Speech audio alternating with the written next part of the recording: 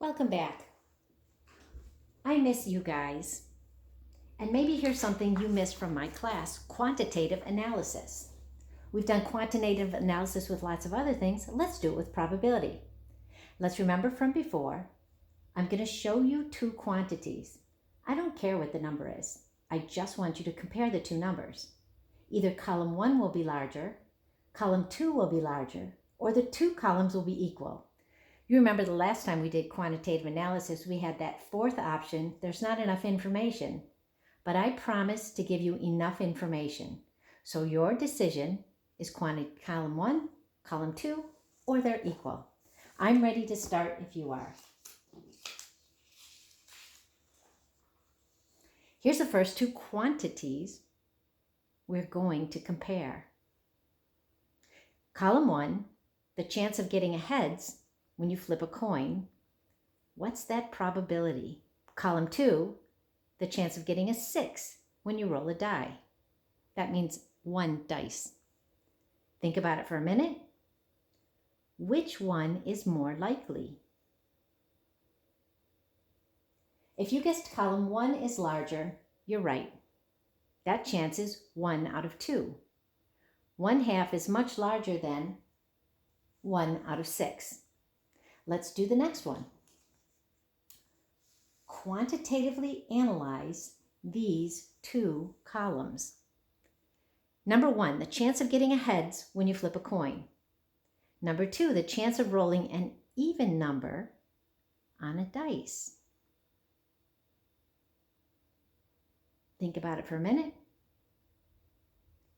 The chance of getting a head when you flip a coin is 1 out of 2. The chance of rolling an even number on a dice, let's see, the even number on a dice is 2, 4, and 6.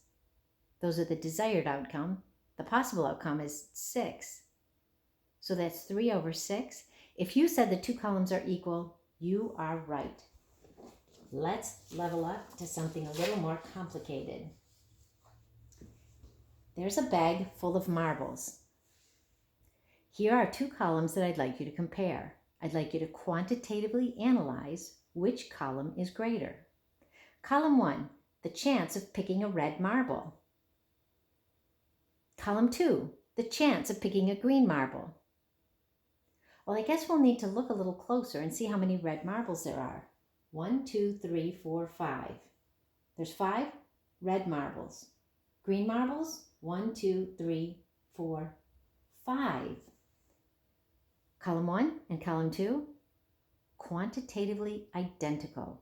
The chances of picking a red marble or a green marble are the same. We're ready for the next idea. Replacement.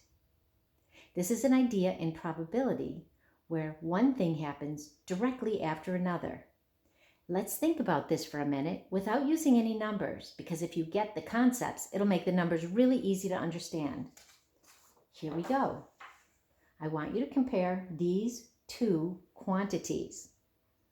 Number 1, the chance of picking a red marble, putting it back in, and then picking a green marble. Column 2, the chance of picking a red marble, not putting it back in, and then picking a green marble. Think about that for a minute. Picking a red marble, putting it back in, and then picking a green marble. How likely is that to occur? Picking a red marble, not putting it back in, and then picking a green marble. Without knowing a thing from a textbook about probability, you might have said,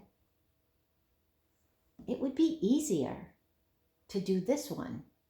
If I don't put the red marble back in, there's less marbles in the bag, so it might be more likely that I'd pick a green marble.